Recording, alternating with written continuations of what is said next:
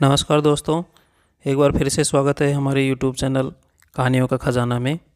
बेताल 25 series की 9वीं कहानी, जिसका शीर्षक है सर्वश्रेष्ठ वर कौन। शुरू करते हैं।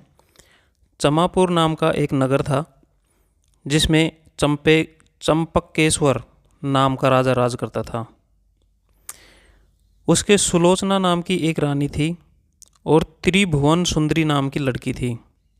राजकुमारी का यथा नाम तथा गुण था।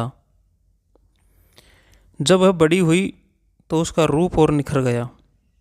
राजा और रानी को उसके विवाह की चिंता हुई। चारों ओर इसकी खबर फैल गई।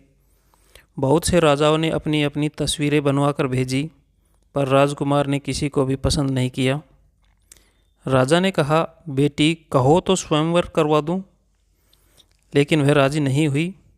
आखिर राजा ने तय किया कि वह उसका विवाह उस आदमी के साथ करेगा जो रूप, बल और ज्ञान, इन तीनों में सबसे बढ़कर हो। एक दिन राजा के पास 4 देश के 4 वर आए। एक ने कहा, मैं एक कपड़ा बनवाकर 5 लाख में बेचता हूँ, 1 लाख देवता को चढ़ाता हूँ, 1 लाख अपने अंग लगाता हूँ, 1 लाख स्त्री के लिए रखता हूँ और 1 लाख मैं अपने खाने पीने का खर्च चलाता हूँ। इस विद्या को और कोई नहीं जानता। दूसरा बोला, मैं जल थल के पशुओं की भाषा जानता हूँ। तीसरे ने कहा, मैं इतना शास्त्र पढ़ा हुआ हूँ कि मेरा कोई मुकाबला नहीं कर सकता। चौथे ने कहा, मैं शब्द भेदी तीर चलाना जानता हूँ। चारों की बातें सुनकर राजा सोच में पड़ गया। वे सुंदरता में भी एक से बढ़कर एक थे। उसने राजकुमारी को बुलाकर उनके गुण और रूप का वर्णन किया, पर वह चुप खड़ी रही।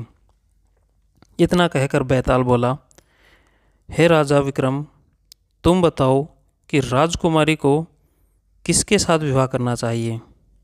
राजा बोला, जो कपड़ा बनाकर बेचता है वह शूद्र है, जो पशुओं की भाषा जानता है वह ज्ञानी है, जो शास्त्र पढ़ा है वह ब्राह्मण है, पर जो शब्द भेदी तीर चलाना जानता है वह राजकुमारी का सजातीय है और उसके योग्य है।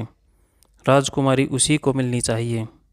राजा विक्रम का जवाब सही था।